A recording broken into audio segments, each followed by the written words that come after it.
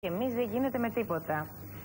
Πάντως, πώς μπορούμε εμείς, μελετώντας ο γιατρός μας την ύλη του ματιού μας, να ανακαλύψει κάποιες ασθένειες οι οποίες μπορεί αργότερα να μας παρουσιαστούν. Τα είπα σωστά? Σωστά. Χαίρομαι. Λοιπόν, πριν μιλήσουμε πάνω σε αυτό, και θα σας δώσω 2 λεπτάκια να μελετήσετε και τα μάτια του πάνω, γιατί τις έφυγες, θα μελετήσετε σε όλο το ταξίδι από τη Θεσσαλονίκη. Δείτε εσείς ένα βίντεο σχετικό με το θέμα μας και αμέσως μετά να το συζητήσουμε. Τα μάτια ίσως να μην αποτελούν μόνο τον καθρέφτη της ψυχής μας, αλλά και του σώματός μας, λένε όλοι εκείνοι οι ειδικοί που ασχολούνται με την προληπτική ιατρική και συγκεκριμένα με την ηριδολογία. Η ηριδολογία είναι μια διαγνωστική μέθοδος που επιτρέπει στον ηριδολόγο γιατρό με την ανάλυση της ήριδος του χρωματιστού μέρους του ματιού να ανακαλύπτει κάθε κρυφή νόσο πολύ πριν την εμφάνιση των συμπτωμάτων της. Πρόκειται για μια μέθοδο απολύτως φυσική, απλή, ανώδυνη, γρήγορη, χωρίς ακτινοβολία ή ραδιενέργεια, που βοηθάει τον γιατρό να ανακαλύψει ιδιοσυστασιακές αδυναμίες αρκετό καιρό πριν την κλινική εκδήλωσή τους. Μάλιστα, οι ειδικοί παρομοιάζουν την ήριδα σαν ένα ανοιχτό βιβλίο για αυτούς, καθώς τους δίνεται η δυνατότητα να δουν μέσα από αυτή τις ασθένειες που πέρασε κάποιος, τις κληρονομικές του προδιαθέσεις, αλλά το σπουδαιότερο και τις ασθένειες που πρόκειται να εκδηλωθούν. Συμπεράσματα που προκύπτουν μετά από μελέτες που πραγματοποιήθηκαν στον τομέα της νευροφυσιολογίας, οι οποίες έδειξαν ότι το μάτι δεν περιορίζεται μόνο στη λειτουργία να λαμβάνει και να μεταδίδει πληροφορίες στον εγκέφαλο, αλλά μπορεί και να τις εκδηλώνει στην ήριδα με αλλοιώσεις του ιστού και της χρωστικής της. Αυτές οι αλλοιώσεις εκφράζουν, όπως λένε οι ειδικοί, ανάλογα με τη θέση τους, μια και στην ήριδα αναφαίνονται όλα τα όργανα και οι διάφορες λειτουργίες σε ειδικούς τομείς, την ενεργειακή ανισορροπία των διάφορων οργάνων του σώματος και δίνουν ενδείξεις για το είδος της παθολογίας. Αξίζει να αναφέρουμε ότι η ηριδολογία μέχρι και σήμερα ανήκει στο χώρο της εναλλακτικής ιατρικής και ότι δεν αποτελεί πανάκια, αλλά ούτε έρχεται να αντικαταστήσει άλλες ιατρικές ειδικότητες. Απλά, μέσα από τις πολύτιμες πληροφορίες της, μπορεί να συνεισφέρει μαζί με τις υπάρχουσες κλασικές εξετάσεις στη διάγνωση και στην πρόληψη.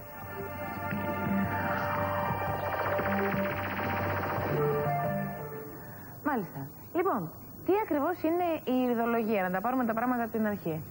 Η ηριδολογία είναι μια φυσική διαγνωστική μέθοδος, η οποία ασχολείται με την ανάλυση της ήριδος, το χρωματιστό μέρος του ματιού. Πάνω στην ήριδα καθρεφτίζονται όλα μας τα όργανα, μέσω του νευρικού συστήματος.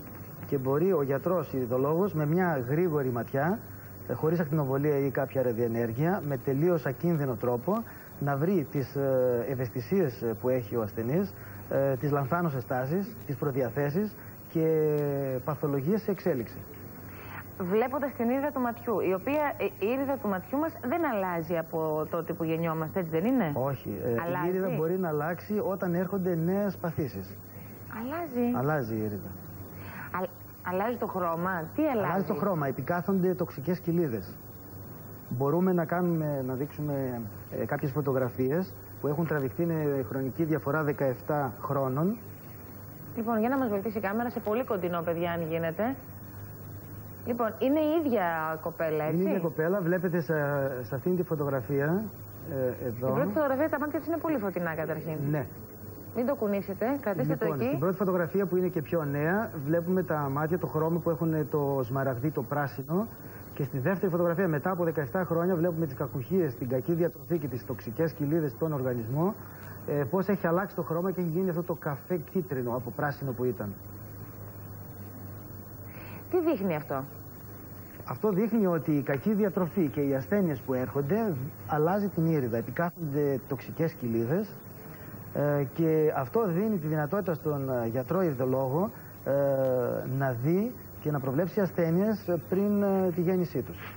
Γιατί τα ηριδολογικά σημεία προηγούνται των κλινικών συμπτωμάτων. Λοιπόν, επειδή μόνο 2 φορές στη ζωή μου έχει τύχει να δω άνθρωπο που να έχει άλλο χρώμα το ένα μάτι και άλλο χρώμα το άλλο μάτι, σε αυτή την περίπτωση. Ναι, συμβαίνει και αυτό. Αυτό είναι κληρονομικό. Ναι. Γεννιέται έτσι, το ένα χρώμα να είναι πράσινο και το άλλο καφέ. Ναι. Και δείχνει μια επιβάρυνση κληρονομική από το πατέρα ή από τη μητέρα. Ανάλογα αν είναι το δεξί ή το αριστερό μάτι. Συνήθως το δεξί μάτι κληρονομείται από τον πατέρα και από όλο το γενεαλογικό δέντρο. Και το αριστερό από τη μητέρα. Μάλιστα. Να επανέλθουμε όμως στην ηριδολογία και να ξαναπούμε για αυτή την εξέταση, η οποία τι μπορεί να μας δείξει? Μπορεί να μας δείξει, μπορεί καταρχάς να έρθει κανείς στον γιατρό, τον ηρδολόγο, χωρίς να έχει κάποιο πρόβλημα. Να κάνει ένα check-up, γιατί είπαμε είναι προληπτική ιατρική ηρδολογία. Τα συμπτώματα, τα ηρδολογικά σημεία προηγούνται των συμπτωμάτων, των κλινικών συμπτωμάτων. Άρα μπορεί ο γιατρός ηρδολόγος κατά κάποιο τρόπο να προβλέψει κάποιες ευαισθησίες οργάνων, κάποιες παθήσεις που έρχονται. Γιατί στην αρχή δεν αρρωσταίνει ξαφνικά το όργανο. Υπάρχει μια ενεργειακή πτώση και αυτή φαίνεται στην ήριδα, αυτή βλέπουμε, και μετά έρχεται η παθολογία. Έρχονται τα συμπτώματα που οδηγούν τον ασθενή στο γιατρό. Έχετε επαληθευτεί πολλές φορές πάνω σε αυτό με κόσμο που έχει έρθει χωρίς να αντιμετωπίζει κάποιο πρόβλημα και να σας έρθει αργότερα? Γιατί συνήθως ο κόσμος έρχεται χωρίς να έχει κάποιο πρόβλημα. Βγαίνουν τα παλιά προβλήματα που πέρασε, χωρίς να πάρω το ιστορικό. Βγάζω εγώ το ιστορικό του ασθενούς. Και μένει με το στόμα ανοιχτό, λέει τι γίνεται, πώς τα ξέρεις. Και μετά βλέπω τι ευαισθησίες έχει, τι λανθάνωσες τάσεις, τι προδιαθέσεις, κληρονομικότητα, και γίνεται η ανάλογη πρόληψη. Τώρα, αν έχει κάποιο πρόβλημα, γίνεται και θεραπεία. Γίνεται και θεραπεία. Και θεραπεία, ναι. Αυτή η εξέταση είναι επικίνδυνη? Η εξέταση είναι τελείως ακίνδυνη. Δεν υπάρχει ούτε ακτινοβολία ούτε ραδιενέργεια. Είναι γρήγορη, οικονομική και μπορεί αμέσως να πάρει τα αποτελέσματα ο ασθενής. Τι ποσοστά επιτυχίας έχει? Τα ποσοστά επιτυχίας είναι πολύ ψηλά. Από ό,τι μας πληροφορούν Ρώσοι στρατιωτικοί γιατροί, είναι 85%. Πρέπει να πούμε ότι στη Ρωσία έχει αναγνωριστεί επίσημα από το κράτος, από την ιατρική επιστήμη, διδάσκεται σε πανεπιστήμια και σε γιατρούς. Μάλιστα. Πείτε μου κάτι, η Έφη που σας δόθηκε ευκαιρία, γιατί ήσασταν πολλή ώρα μαζί, μια και ταξιδέψατε μαζί, τι ερωτήσεις σας έκανε? Σας ρωτάω για την Έφη, γιατί φαντάζομαι ότι ανάλογες ερωτήσεις θα σας κάνει ο κάθε ένας που θα φτάσει στην πόρτα του ιατρείου σας. Τι λοιπόν θέλει κανείς να μάθει? Συνήθως ρωτάει αν υπάρχει κάτι σοβαρό. Γιατί στην ήριδα φαίνονται από τα πιο απλά πράγματα μέχρι τα πιο σοβαρά, μέχρι και καρκίνη. Προδιάθεση. Στην ήριδα? Στην ήριδα, μέχρι και προδιάθεση για καρκίνους. Ή μπορούμε να κάνουμε διαφορική διάγνωση. Το λέτε, να το βλέπετε? Στέλνω τον ασθενή να κάνει εξετάσεις για να επιβεβαιωθούμε. Αν υπάρξει πρόβλημα σοβαρό, το λέω στους συγγενείς. Γιατί δεν πρέπει να το μάθει ο ασθενής, καταβάλλεται και ψυχικά και πέφτει και η άμυνά του. Απλώς γίνονται οι εξετάσεις, επιβεβαιώνεται κάτι ή απορρίπτεται και από εκεί προχωρούμε στην θεραπεία. Μπορούμε να κάνουμε, είπαμε, και διαφορική διάγνωση. Τι σημαίνει αυτό? Σημαίνει ότι όταν είμαστε μεταξύ δύο διαφορετικών διαγνώσεων, να καταλήξουμε ποια είναι η σωστή. Δηλαδή, αν συγκεκριμένα μου ήρθε περιστατικό που είχε διαγνωστεί με μαστογραφία καρκίνο στο μαστό. Βλέπω την ήριδα, την περιοχή του μαστού και δεν φαινόταν να υπάρχει καρκίνος. Φαινόταν να υπάρχει μια κυστική δυσπλασία, μια κυστική μαστοπάθεια, αλλά όχι καρκίνος. Τελικά έγινε βιοψία και αποδείχθηκε ότι δεν ήταν καρκίνος. Δηλαδή έγινε λάθος με την συμβατική τη μέθοδο, τη μαστογραφία, ενώ η ήριδα δεν κάνει ποτέ λάθος. Αν ξέρουμε ότι διαβάζουμε σωστά. Η ηριδολογία δεν είναι διαδεδομένη στην Ελλάδα. Ο κόσμος, από ό,τι ξέρω, δεν γνωρίζει αυτή την επιστήμη και μπορεί και να μην την εμπιστεύεται. Αυτό πώς το σχολιάζετε? Κοιτάξτε, η ηριδολογία στην Ελλάδα τώρα αρχίζει να διαδίδεται με την ενημέρωση του κοινού και με την εκπαίδευση και άλλων γιατρών. Ο κόσμος κάθε τι το άγνωστο το αντιμετωπίζει με καχυποψία. Όταν όμως έρχεται στο ιατρείο, βλέπει το τι γίνεται και πώς εξελίσσεται όλη η διαγνωστική αυτή μέθοδο, φέρνει και τους συγγενείς του μετά.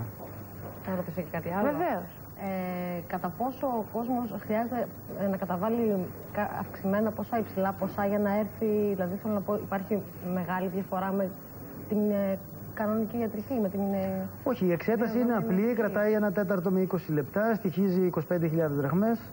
70 ευρώ τώρα και δεν νομίζω, γλιτώνει και χρόνο και χρήμα και ταλαιπωρία. Γιατί αν θα έπρεπε να κάνει όλες αυτές τις εξετάσεις, θα ήθελε πολλές μέρες σε νοσοκομείο, να χάσει πολλά μεροκάματα και να φάει και ακτινοβολία. Να πάρει ακτινοβολία ο οργανισμός. Θέλεις κάτι να ρωτήσεις πάνω, βέβαια? Είπατε ότι είναι αναγνωρισμένη στη Ρωσία μόνο. Ναι. Στην υπόλοιπη Ευρώπη και στην Αμερική, δηλαδή ποια είναι η διαφορά? Λοιπόν, στην υπόλοιπη Ευρώπη υπάρχουν αρκετοί γιατροί που ασχολούνται με την ηριδολογία, δεν έχει αναγνωριστεί επίσημα από το κράτος. Ούτε από το ελληνικό. Κορέα. Το ελληνικό όχι, ούτε το ελληνικό. Ακόμη είναι νέα στην Ελλάδα. Είμαι ο πρώτος γιατρός που έφερε την ηριδολογία το 1993 στην Ελλάδα. Μάλιστα. Πολύ ωραία. Λοιπόν, να σας ευχαριστήσουμε, κύριε Ταϊλάκη, που μας ήρθατε σήμερα. Εγώ σας ευχαριστώ που μου δώσετε την ευκαιρία Θα μας ξαναδοθεί η ευκαιρία να τα ξαναπούμε Ευχαριστώ και πολύ. πριν φύγετε είπαμε να κοιτάξετε και κάνα δυο μάτια ακόμα. Έτσι. Σωστά.